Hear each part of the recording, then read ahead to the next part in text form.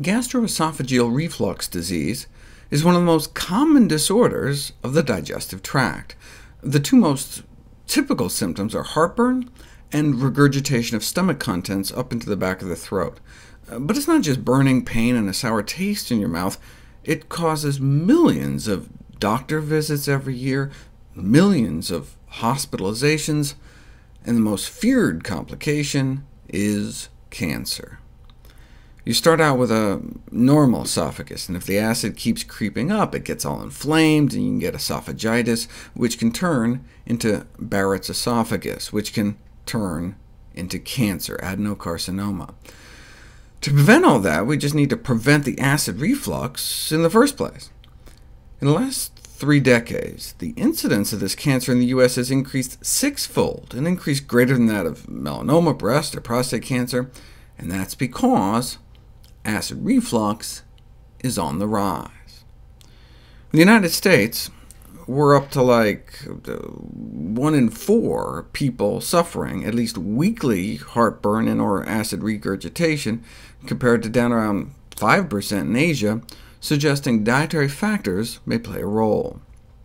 In general, high fat intake is associated with increased risk, whereas high fiber foods appear to be protective.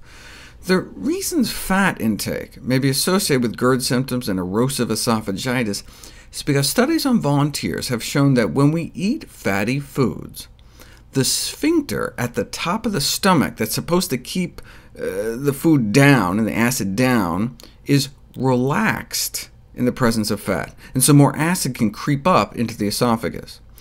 For example, if you have volunteers eat a high-fat meal, a McDonald's sausage and egg McMuffin, and compare that to a low-fat meal, McDonald's hotcakes, there was significantly more acid squirted up in the esophagus after the high-fat meal.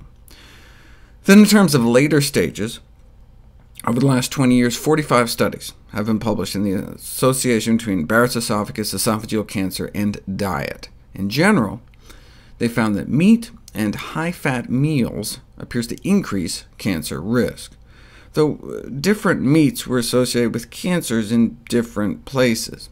Red meat was more associated with cancer in the esophagus, but poultry was more associated with cancer at the top of the stomach.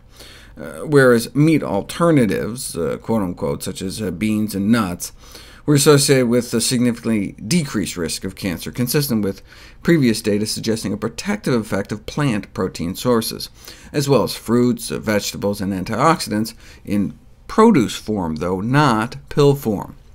Those eating the most antioxidant-rich foods had half the odds of esophageal cancer, whereas practically no reduction in risk among those who used vitamin supplements, such as vitamin C or E pills.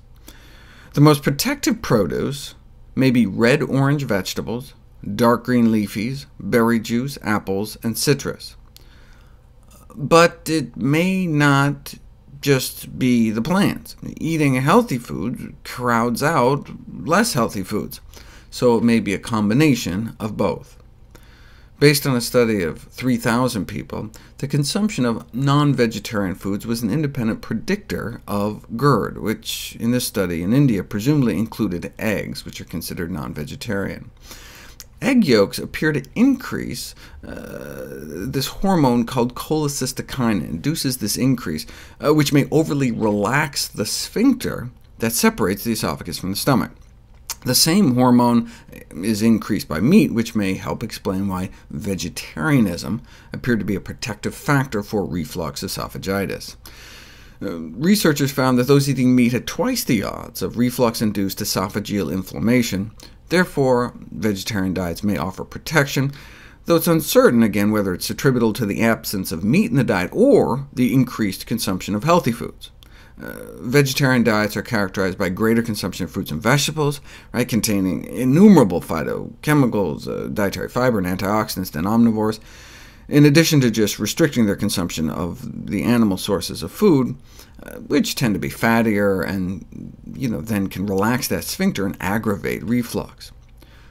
Bottom line, GERD is common. Its burdens are enormous, it relapses frequency and can cause bleeding and strictures, not to mention a deadly cancer. The mainstay of treatment is the proton pump inhibitors, which rake in billions of dollars. We spend $4 billion on Nexium alone, $3 billion on Prevacid, $2 billion Protonix, $1 billion Acivex. But they can cause nutrient deficiencies, increase the risk of pneumonia, food poisoning, and bone fractures. Thus, it's important to find correctable risk factors and correct them. Known correctable risk factors are things like obesity, smoking, and alcohol consumption. But there hadn't been studies on eating meat versus not eating meat, but now we have another correctable factor to help prevent this disease.